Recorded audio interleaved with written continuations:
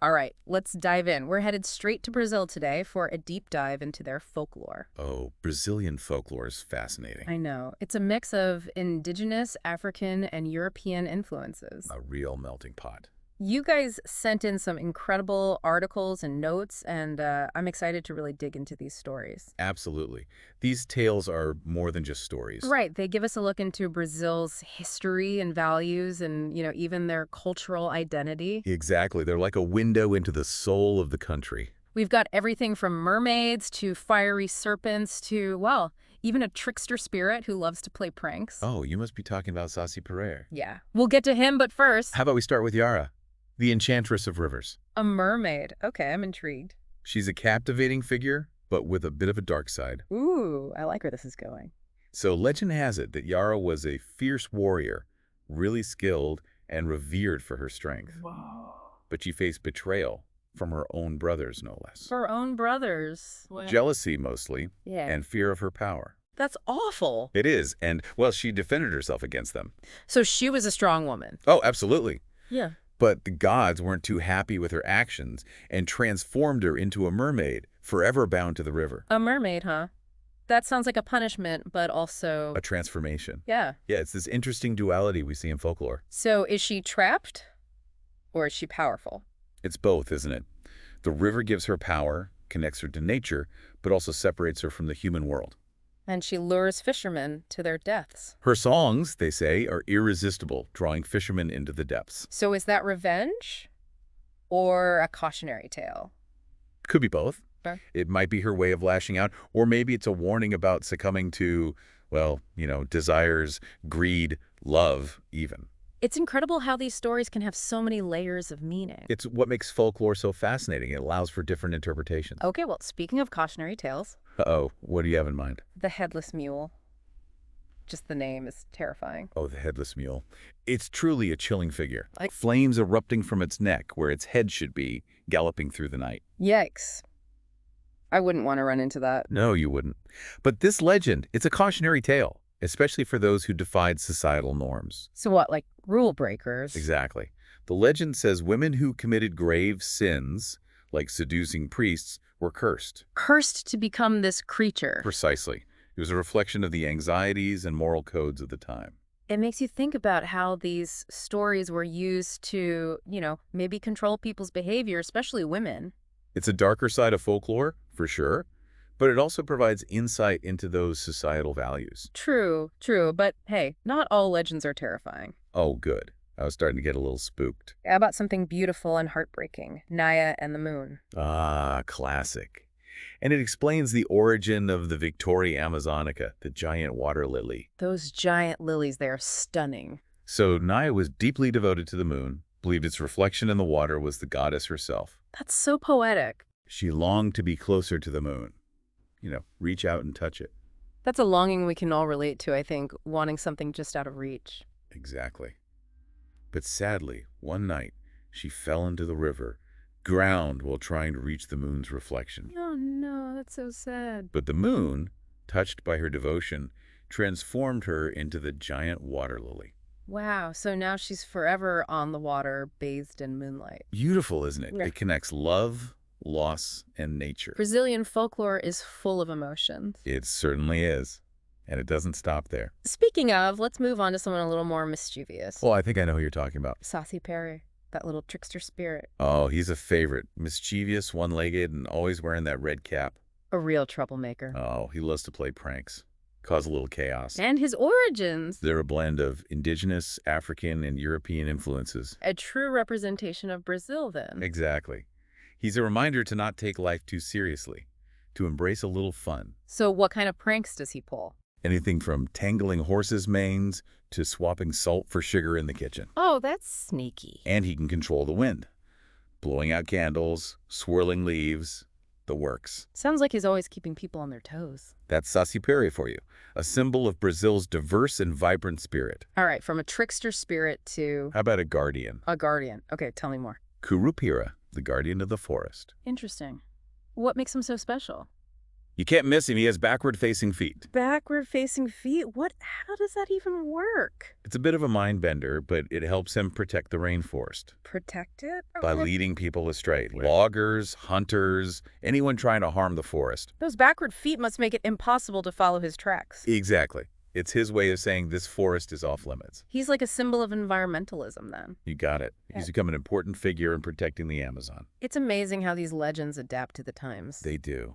And speaking of adapting, let's talk about the pink river dolphin. The what? The Boto, the pink river dolphin. Oh, right. It's a real creature, but it has a place in folklore too, right? It does. A fascinating one. It's said to be a shapeshifter, able to turn into a handsome man. A shape-shifting dolphin. Come on, really. Oh, it gets better. It comes ashore during festivals, wearing a hat to hide its blowhole, and tries to seduce women. Wow. That's quite the story. It is, and it's been used to explain, well, unexpected pregnancies, things like that. Adds a bit of mystery and maybe a little danger to the Amazon. It does. And it also raises questions about our relationship with wildlife, how legends can influence our perception. That's true. We've got to be careful not to let fear or superstition dictate how we treat animals. Absolutely. The natural world deserves respect and understanding. Okay, from tricksters to guardians to shapeshifters, Brazilian folklore has it all. We haven't even gotten to the Boitatá yet. The what? The Boitatá, a giant fiery serpent. Oh, come on! A fiery serpent, really? Oh yeah, its body is ablaze, guarding the forests and grasslands. Wow. I wonder where that legend came from. Some believe it's connected to the will-o'-the-wisp phenomenon, those strange lights you see in swamps. Oh, the lights that lead travelers astray. Those are the ones. People saw them and, well, imagine a fiery serpent. It's fascinating how people used folklore to explain things they couldn't understand. It is. It shows our innate desire to make sense of the world around us. Okay, we've covered mermaids, headless mules, tricksters, guardians, shape-shifting dolphins, and now a fiery serpent. And that's just the beginning. It's amazing, but there's got to be more to these stories than just creatures and legends. Oh, there's so much more. These stories are packed with cultural significance. Let's dive into that then. Absolutely. Brazilian folklore has so much to teach us about Brazil and about ourselves. Okay, ready for more? Let's go. It's like each story holds a piece of the puzzle. A puzzle that reveals the heart of Brazilian culture. Exactly. And one of the biggest pieces, I think, is morality. Oh yeah, like with Yara and the Headless Mule, right? Precisely. Those stories, they're like warnings, About the choices we make. Right. And how those choices can have, well, consequences. It makes you think twice before, doing something you shouldn't. That's the point. Folklore often guides us, teaches us right from wrong. But it's not all doom and gloom. Oh, definitely not. Yeah. There's also a deep respect for nature woven into these tales. Like with Kurupira, that guardian of the forest with the backward feet. Oh, he's a classic. Such a powerful symbol. He really highlights that connection between humans and nature. And the need to protect it. He's like a reminder that we're not alone on this planet. That we have a responsibility to, care for the environment. Exactly. And even the pink river dolphin, that shape-shifting legend. Right. It makes you think about how we view animals, how stories can shape our perceptions. And how those perceptions can lead to, well, misunderstandings. Even harm. We've got to remember that animals aren't just characters in stories. They're living beings deserving of respect and understanding. So we've got morality, nature, and... Don't forget cultural identity. Oh, right. That's a big one, too. Especially in Brazil, with its diverse heritage. And Saci-Pererê, he's like the poster child for that. With his indigenous African and European roots. A real blend of cultures. A symbol of Brazil's unique identity, a fusion of traditions. It's amazing how folklore can reflect that coming together of different influences. It's a reminder that culture is constantly evolving, shaping, and being shaped by the stories we tell. But do these ancient stories still matter today? I mean, the world's so different now. Oh, they absolutely do. Yeah. In fact, Brazilian folklore is having a bit of a revival. A revival? Really? How so? People are finding new ways to connect with these stories, new meanings. Like how? Well, take Kurupira, for example. He's being used to teach kids about conservation. So these ancient stories are helping with modern problems. Exactly. They're bridging the gap between past and present, showing us that some lessons are timeless. And Saci-Pererê, I bet he's still up to his old tricks. Oh, you bet. And he even has his own day now. Wait, Saci has a day? Seriously? Oh yeah, October 31st, Saci Day, a celebration of Brazilian folklore. That's awesome. It's great to see these traditions being kept alive. It shows their enduring power. And it's not just holidays. These stories are inspiring artists, writers, filmmakers. So they're still influencing culture today. Absolutely. They're woven into the fabric of Brazilian society, constantly being reimagined and reinterpreted. It's like they're a living part of the culture. Exactly. They connect us to something bigger than ourselves, a shared history, a collective human experience. We've covered so much ground today, from mermaids to morality, from nature to national identity. And we've only just scratched the surface. There's so much more to explore. It's incredible how much depth and meaning there is in these stories. And that's the beauty of it. Brazilian folklore is a treasure trove of wisdom waiting to be discovered. From the Amazon River to the rainforest, we've seen it all, or at least it feels that way. Well, there's always more to discover with folklore. That's true.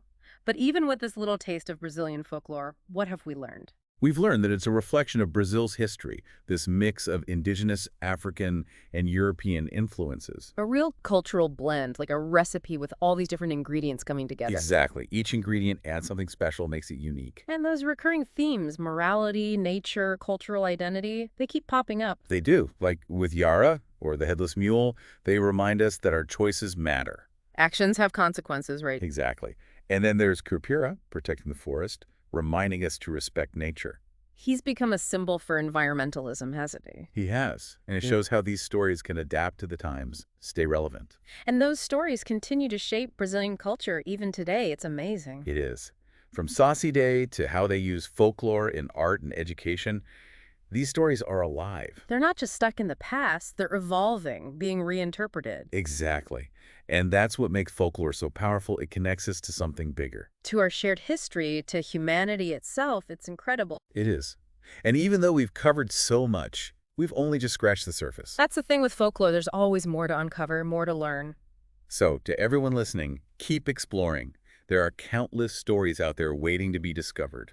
These stories, they're more than just entertainment. They offer a glimpse into the human experience, into our hopes, our fears, our dreams. And they remind us that even though cultures may differ, we're all connected by these shared stories. Well said. Thank you for joining us on this deep dive into Brazilian folklore. It's been a fantastic journey. It has. And until next time, keep exploring, keep questioning, and most importantly, keep the spirit of discovery alive.